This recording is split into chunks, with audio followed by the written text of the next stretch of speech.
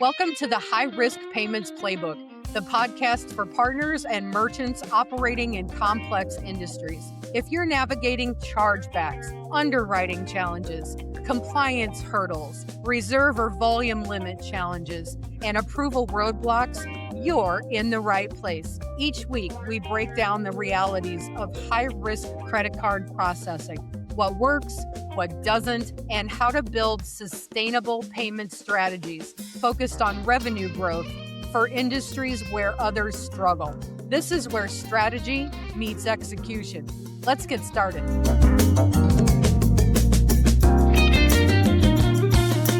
Hi, everybody. Thanks for joining us at High Risk Payments Playbook.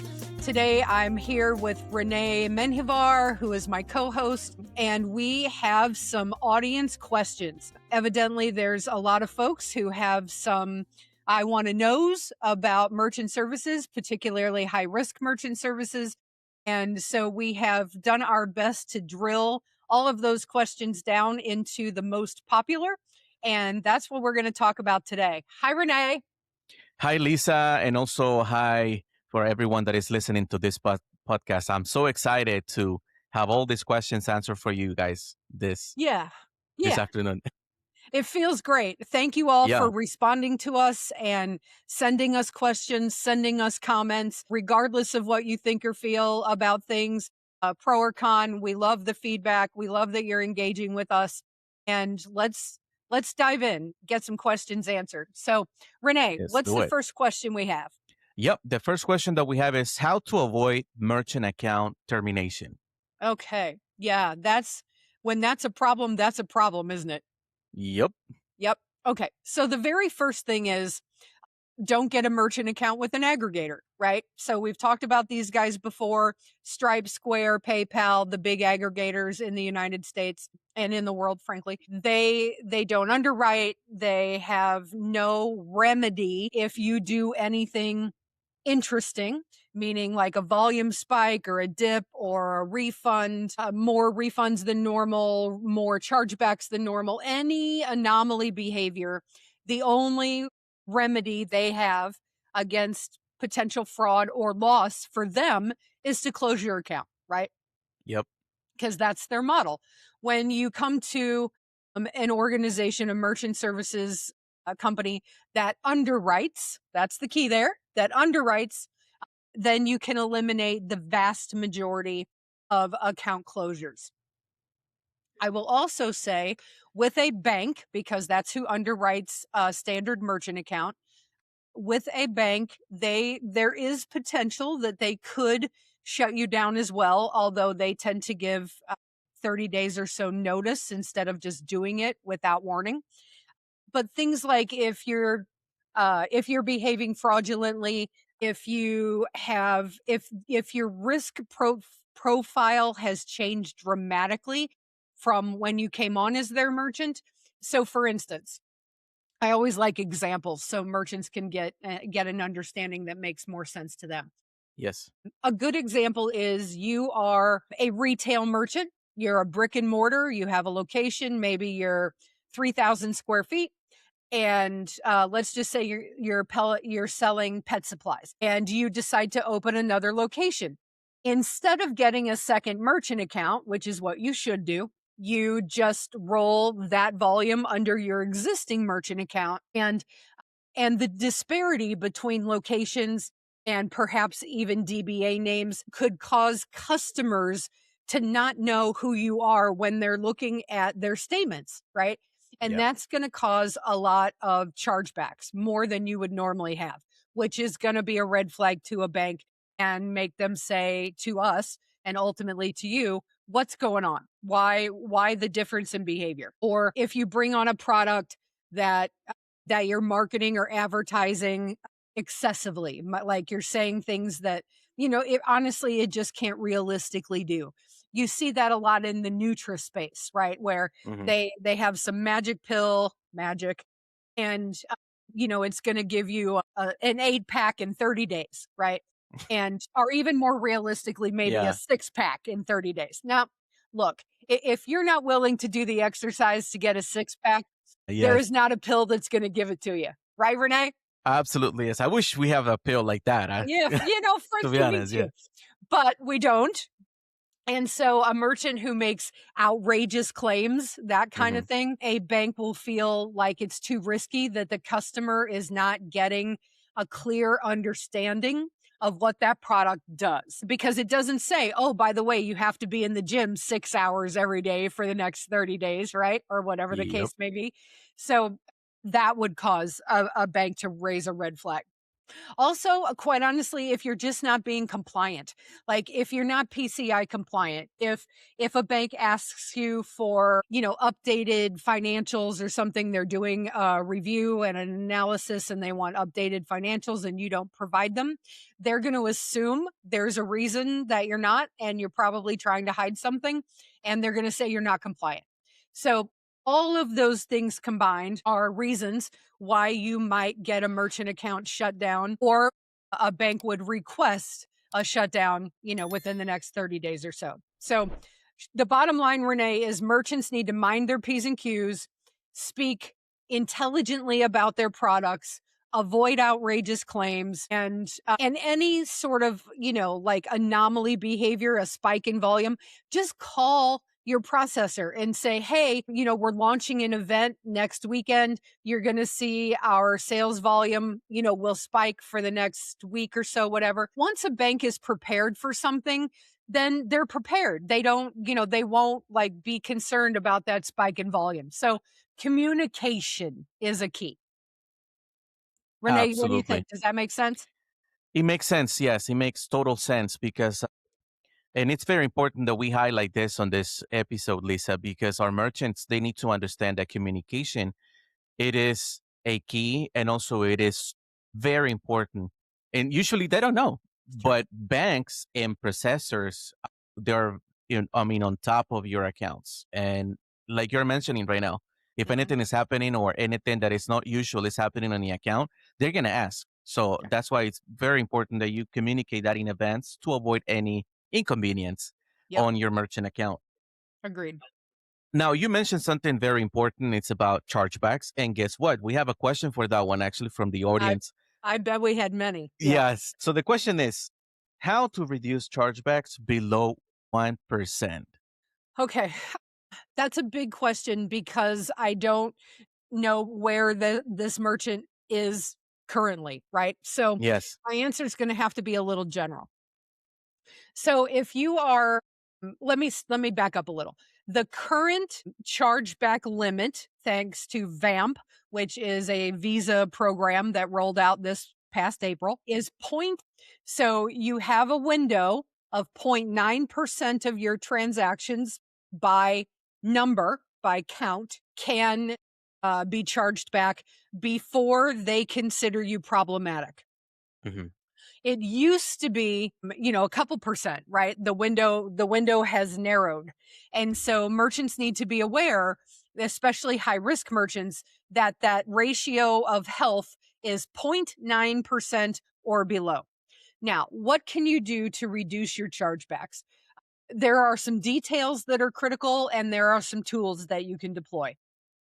The first is you can put a tool on the front end of your transaction that detects fraud and eliminates those transactions from going through, Hmm. will do some KYC uh, about your customer. And, like, for instance, if there is a product that will match the customer profile, their zip code, with their IP address, right? So Hmm. are they pinging from an IP address that would be associated with that zip code? And if not, that's a red flag. But it prevents those transactions from happening. It just pauses them to give you time, Mr. Merchant, to research that customer and say, "Oh yeah, no, he's cool. You can let that one go through," right? Yes. There are also some products you can add on the back end, like an RDR product, which stands for Rapid Dispute Resolution, because chargebacks don't happen as a chargeback, they begin as an alert.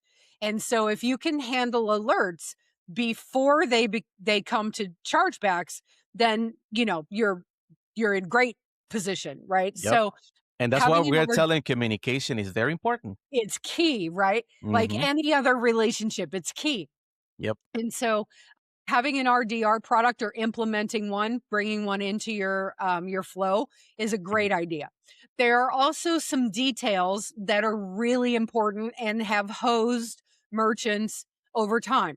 The first is what is called your descriptor.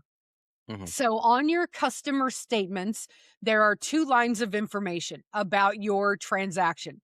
The first should have your business name, perhaps legal name and DBA, but most importantly, your DBA, because that's what the customer knows, and a support email and a support phone number. That's what those two lines should have in them. If they're empty, so like if you're with an aggregator and you just set up your account and you didn't focus on putting content in that descriptor field, it's going to Mhm. be empty. So now your customer's getting their statement. They've got a $153 transaction. They don't remember because it happened at the beginning of the month and now it's the beginning of next month. They don't remember where they shopped, where they spent $153. There's no information at all on their statement. And they're going to call their bank and they're going to say, I have no idea what this was. I don't think it was me. Uh, I think it's probably fraud. I want to issue a dispute, right? Mhm. And Yeah. then it becomes an alert slash chargeback to you, Mr. Merchant. So managing your descriptor, making sure it's always accurate is like plan B of that. It's great to have that information, but if it's not accurate, that's problematic. You need to have an accurate customer service phone number. Your DBA needs to be on the top line and like explicitly. You can't fuss around with it and do something like, well, it sounds kind of like my name, right? It Mhm. has to be your exact DBA name and then you're good to go. Also, if you have a refund policy, or even if your policy is we don't issue refunds, it needs to be clearly stated on your website, because if people issue an alert chargeback, the bank is going to reference that and they're going to say, well, did you promise them a refund in the first 7 days, no questions asked? Did Mhm. you promise them a refund in 90 days? What was your guarantee, your commitment to the merchant when they made that purchase, right? Mhm. So there's a number of things you should talk about with your processor and a number of details that become really important and really critical that frankly you can manage very easily to help prevent chargebacks. Yep. Absolutely. And now you talked about this one and the descriptor as well. And I just have a question for you for the audience that is listening to this episode, Lisa. What about for the ultra high risk merchants, like those businesses that of course, how can I determine if I'm getting some I don't know, like adult toys or stuff like that, how that can be displayed, or any advice for this type of merchants? Do you think the question is about how to display their product Yes. or how to display their policies? No, the product. If I am a customer and I'm buying from them, so how can I go ahead and see that, that is coming from this side, but also kind of like keeping that integrity, that I'm getting from these merchants. Well, again, it frankly it boils down to communication. Hmm. You have a relationship with your customer, right? No Hmm. matter if they walk into your store and you see their face or if they're shopping online and you don't even know who they are. You have a relationship. You have made promises to them. The promise when you go on your site is I'm going to ship this product to you in this amount of time, in this color, in this size, in this whatever, if you pay me this amount of money, right? Hmm. Hmm. And so it is, you have to, if that's your agreement with your customer, your sales agreement, your purchase agreement, which is what it is effectively, then you have to honor it. So you can't just change your mind midstream and not communicate that to your customer. A great example of this is when products get delayed in shipping, right? Hmm. And so June 1, I went on to xyz.com site and I bought a lamp and I'm like, oh, it's the most beautiful lamp I've ever seen. I can't wait to get it. It's perfect for my living room. It's going to be here in about 7 days, long before, I'm having a party in a couple weeks. It'll be here for that. I'm so excited. And Hmm. then you wait. few days go by and you're like, ooh, my lamp is coming, right? I can't wait. It's going to be so pretty.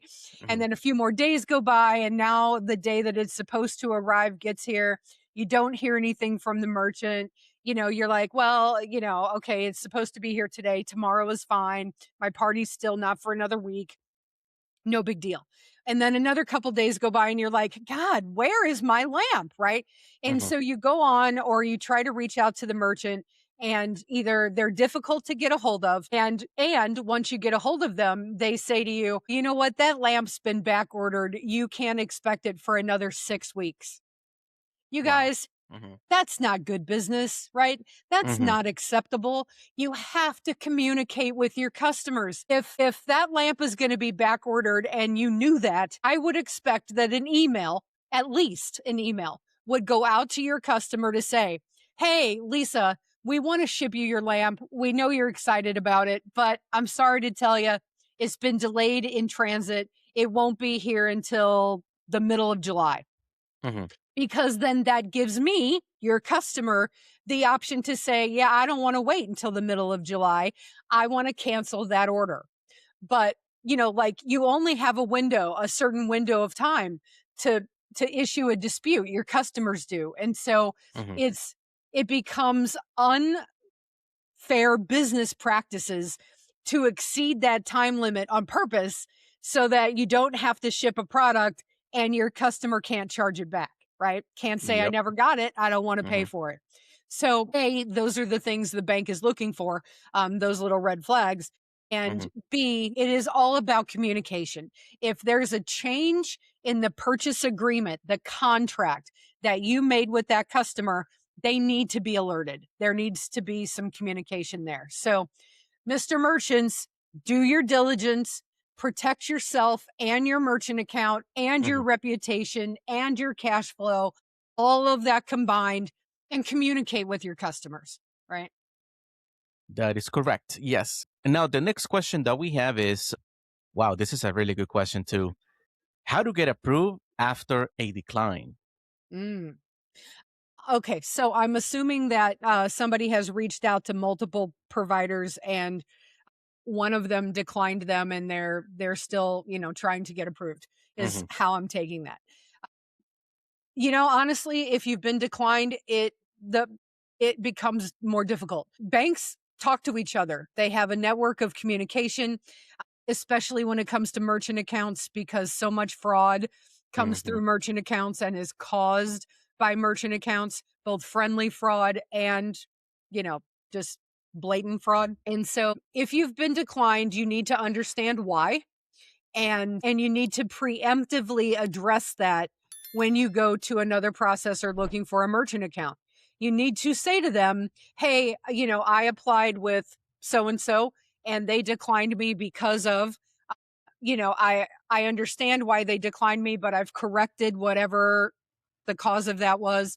Can we try again?" And, the likelihood, as long as you weren't doing something nefarious, right? You can't be fraudulent and expect to get another merchant account, because banks will catch Yeah. on.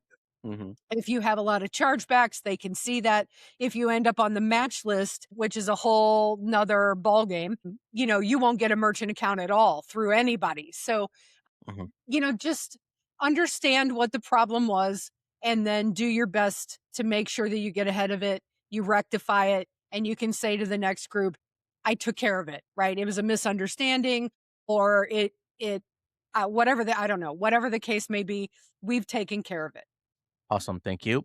I'm glad that you mentioned the match list because that's actually one of the other questions that we have. It says, how much listed merchants get processing? Well, they don't. The match list, match is an acronym. It stands for Member Alert to Control High Risk Merchants. Mm-hmm. Not that anybody cares, but that's what it stands for. And there are three significant reasons why you would end up on the match list. It's because you're non-compliant in a serious way. It's because you have done something fraudulent, likely many times, or your risk profile has changed beyond the level of acceptability. So compliance again boils down to follow the rules, you know, be honest, be forthright. if somebody says, please put your refund policy on the front of your website, please Mhm. do it. If your customer service number often isn't working, fix it. Just basic stuff. But once you have done something really non-compliant or fraudulent, or your risk profile has changed. Now, people Mhm. don't understand this one. So let me explain what that means.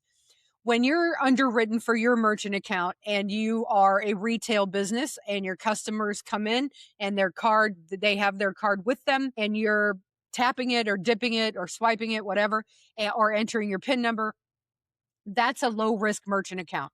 If you began selling your products online, that e-commerce account is a different level of risk than your retail account, right?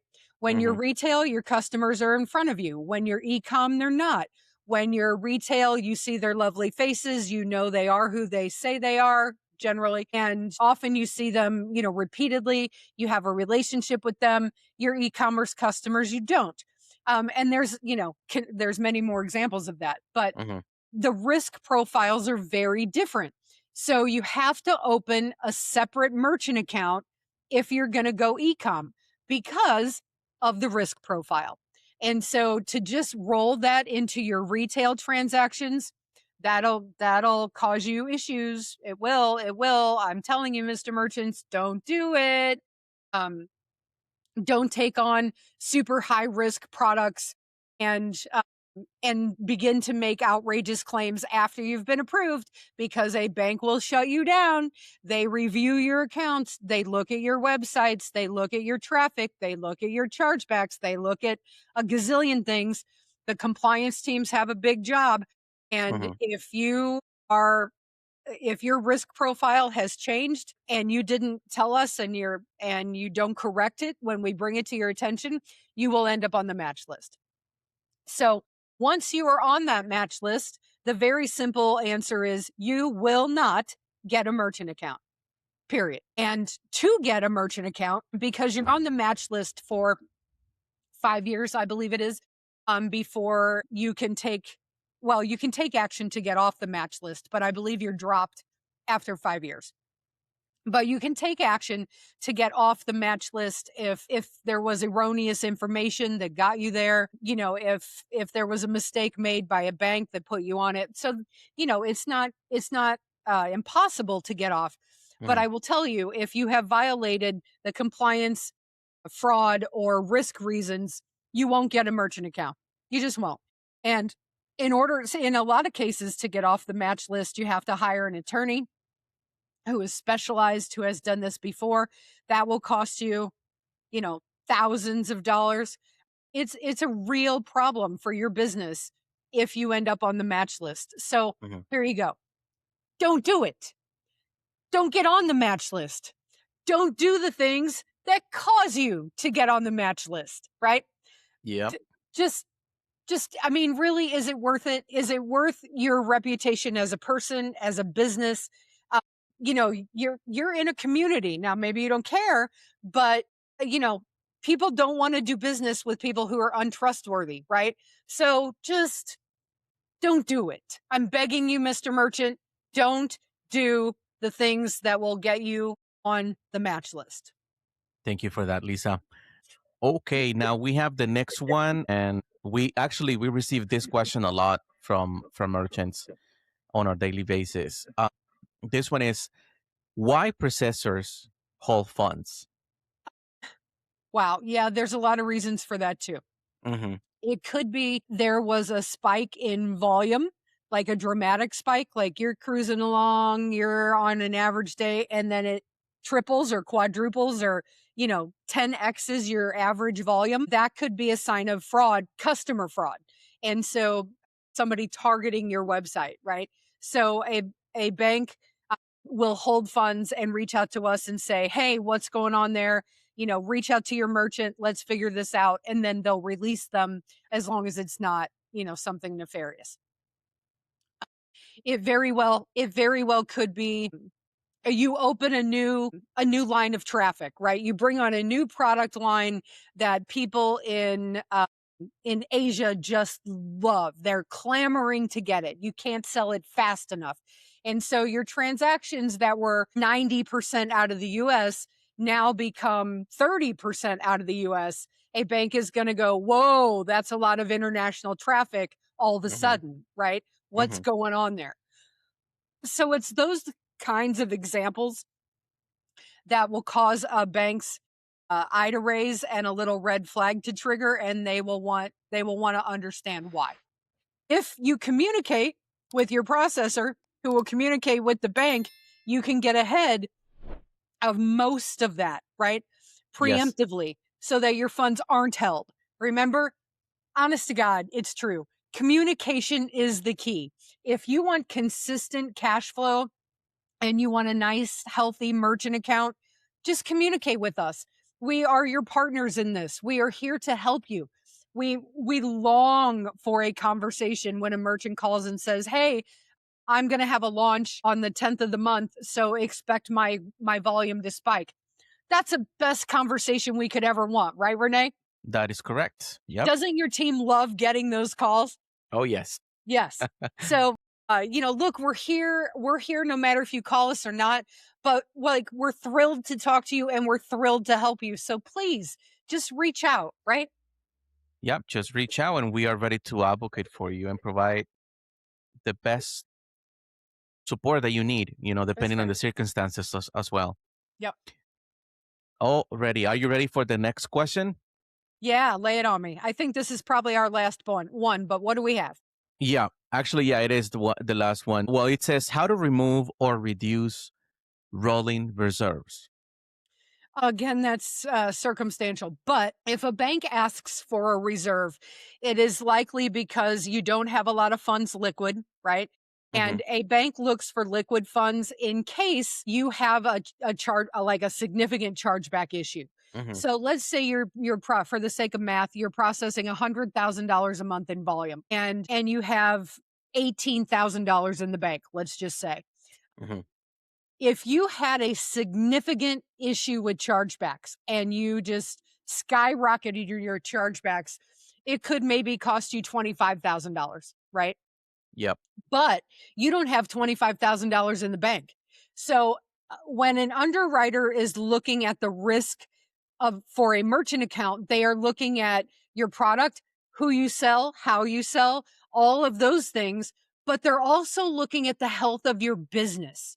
They want Correct. to understand, are you fiscally conservative? Are you growing too quickly and spreading yourself too thin with, you had 3 locations and now you have 22 locations and you have no money in the bank because you're paying contractors and whatever you need to get locations built, right? Hmm. So they are looking for business owners who are a little bit conservative in that way, want to keep cash on hand in case there's just even a business issue. Like, what if a tornado rolled through Yeah. and leveled one of your locations, right? And you've got to bring in people to clean up the mess and handle communicate marketing efforts out to your customers so they know where your other locations are. Like, so many things go into that, and it's going to cost you money. So a bank wants to understand where the health of your business is Hmm. from every perspective. And they connect the dots. They look at your bank statements versus your merchant statements. And if you have 100K rolling in merchant services transactions, but you only have $8,000 deposited into your operating account, then where is the rest of that money going? Right? Hmm. Correct. Those are the questions that underwriters are going to ask because they are looking for places where that business isn't healthy, where they have risk. And so they want to mitigate their risk. So those questions are going to be what they come back to us to come to you to get answered. So to avoid reserves, keep a reasonable amount of cash. Have your I's dotted and T's crossed from a sales perspective. Do you clearly detail the product, the shipping time. Is it shipping from you directly or from someone else? All of the important details in the customer experience from A to Z will, as long as you're outlining those things and clearly communicating them, and your business is healthy, you have cash on hand, they may not even ask for a reserve. If they do, they'll likely say it's because in most cases, you don't have a lot of money liquid, right? And then they're going to say, if they had some chargeback issues, they couldn't handle it. So that is a riskier business than just the industry they're in. It is. And we actually have received, a couple of those examples. So that's happening. Yeah. It's true. Yeah. No, it's a real thing. The banks protect their interests, and they also protect your interests when they underwrite you. But you have to be a good partner to them. Yep. That is correct. Yep. Awesome. Well, I hope that addresses some of our feedback questions, and hopefully we've helped some folks understand things a little bit better. And I guess I'll see you next time, Renee. I see you next time, Lisa. And also, guys, please send us more questions. We are always happy to answer those questions. True story. Yeah, we love it. Thank you. Thank you. Thanks for listening to the High Risk Payments Playbook. If this episode brought you value, share it with a partner or a merchant who operates in a high-risk industry. For more insights and resources, please visit us at zenti.com. That's ZENTI.com. Until next time, operate with efficiency, process smarter, and stay ahead of risk.